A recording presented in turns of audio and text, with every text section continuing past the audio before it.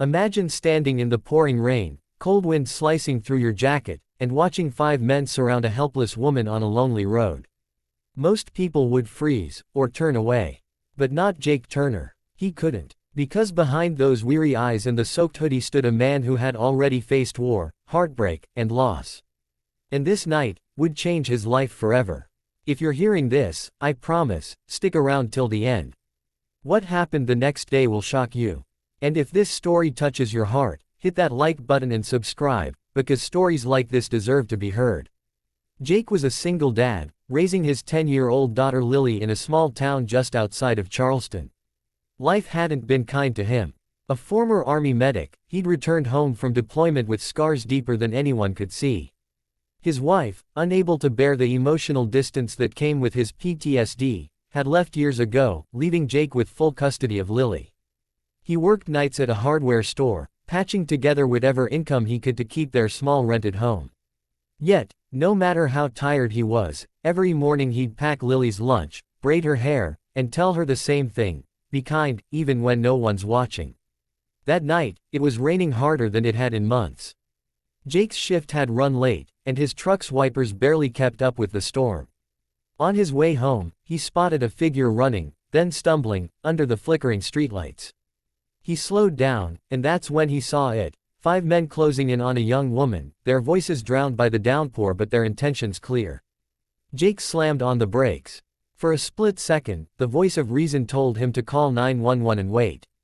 But another voice, the one that had carried him through chaos and combat, told him there was no time. He flung the door open and charged into the rain. "Hey!" he shouted, his voice cutting through the storm. The attackers turned. They saw an average man in soaked jeans, not realizing he'd spent years in uniform saving lives under fire.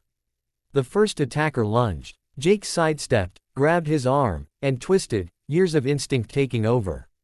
A second came from behind, but Jake ducked low, sweeping his legs out. He wasn't fighting to hurt them. He was fighting to protect.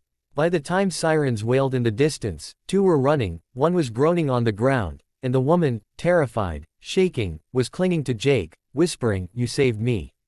The police arrived, questions flew, but Jake didn't stay long. He gave his statement, wrapped his jacket around the woman, and drove home in silence. Lily was still awake when he entered, sketching in her notebook.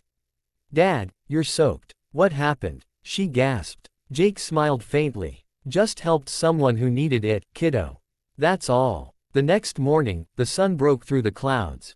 Jake was making pancakes when a low rumble filled the air, deep and powerful. He stepped outside, shielding his eyes, as a military helicopter hovered above his backyard. Neighbors peeked through their curtains, whispering.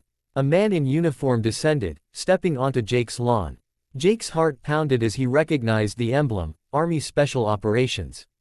"Mr. Turner," the man called out, "we need to talk." Jake's mind raced. Had he done something wrong? But when the officer handed him a folder and saluted, Jake froze. Inside were papers, a medal, and a letter signed by the Secretary of Defense.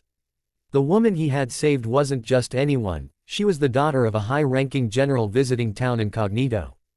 The officer smiled. "Sir, the general wanted me to tell you personally, thank you for saving his daughter. You've been off our radar for too long. The country still needs men like you." Jake stood speechless. He'd spent years feeling invisible, like the world had moved on without him. But at that moment, everything he'd lost, his pride, his purpose, seemed to come flooding back. In the weeks that followed, Jake received job offers, interviews, and an invitation to speak at a veterans event. But the moment that meant the most came quietly, when Lily stood on the school stage and introduced him to her class for Hero Day.